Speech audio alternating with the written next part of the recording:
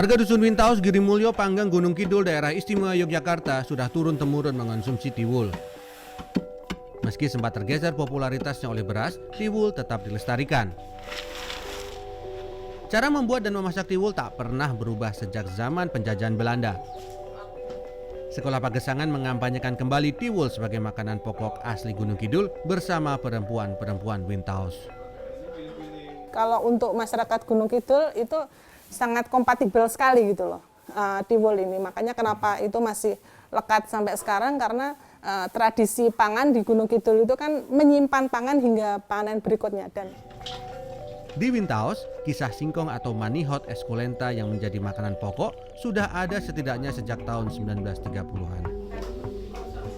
Ceritanya seperti apa yang diturunkan dari mbah-mbah sejak zaman perjuangan itu? Ceritanya itu masih langka, sama beras itu belum ada, jarang ada beras itu. Terus tiap hari makannya tiwul. Nanti kalau makan nasi itu banyak tiwulnya daripada nasinya.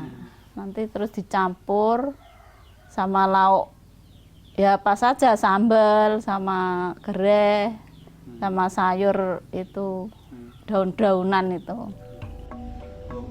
Ahli gastronomi Universitas Negeri Yogyakarta, Minto Harsono, memastikan tiwul lahir di Gunung Kidul akibat penjajahan Belanda.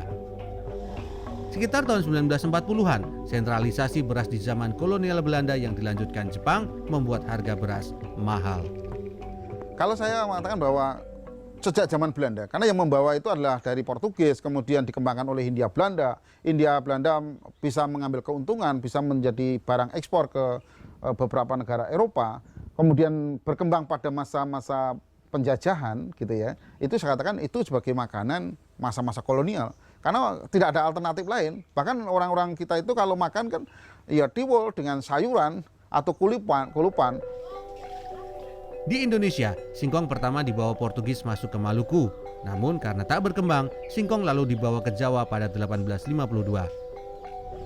Hampir seperempat abad kemudian, singkong sempat diperkenalkan Bupati Trenggalek, Jawa Timur, namun tetap tidak berkembang. Lalu, singkong justru berkembang di kabupaten sekitarnya seperti Cilacap, Wonogiri, hingga Gunung Kidul. Singkong pernah diekspor Belanda ke sejumlah negara Eropa pada 1928. Cara membuat tiwul juga tidak pernah berubah, seperti yang dilakukan tiwul Yutum di Wonosari, Gunung Kidul. Pertama, singkong dikupas dan dicuci. Setelah itu dijemur di bawah terik matahari antara 5 hingga 7 hari hingga hilang kadar airnya yang biasa dikenal dengan nama gaplek. Gaplek kemudian dihaluskan. Saat akan dimasak, tepung gaplek diberi air secukupnya dan lalu dikukus selama lebih kurang 15 menit. Itu bedanya apa sih Mas kalau menggunakan gas dengan kayu bakar? Kalau untuk menggunakan kayu bakar itu untuk kematangannya lebih sempurna. Jadi dia lebih untuk kekenyalannya juga lebih sempurna gitu. Berbeda dengan tiwul sebagai makanan pokok, tiwul Yutum telah mengalami modifikasi menjadi penganan bercita rasa manis atau yang biasa disebut sebagai tiwul ayu. Dalam perkembangannya, untuk memenuhi pelanggan yang lebih luas, industri tiwul ini telah membuat tiwul dalam bentuk tiwul instan. Usaha ini telah bertahan selama 2 generasi. Sementara di salah satu sudut belakang Pasar Keranggan Kota Yogyakarta, tiwul telah hadir selama 3 generasi bersama sejumlah penganan sejenis lainnya. Penjual saat ini, Rini, mengaku hanya meneruskan usaha ibunya yang terkenal dengan nama Bu Hadi Gatot.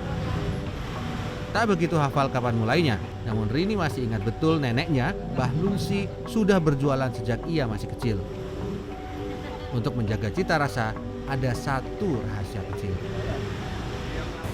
Ini singkongnya udah dipesan dari Gunung Kidul. Maksudnya udah di drop gitu loh. Udah pesan, nanti kalau itu habis tinggal ambil gitu. Tinggal pesan aja gitu. Jadi nggak ada yang lainnya. Soalnya kalau lainnya takutnya rasanya nggak enak gitu, getir apa gitu. Biasanya Sama seperti kopi yang identik lahir dari perbudakan dan penjajahan, tiwul adalah kuliner yang juga lahir dari penjajahan. Tim Liputan CNN Indonesia, Daerah Istimewa Yogyakarta.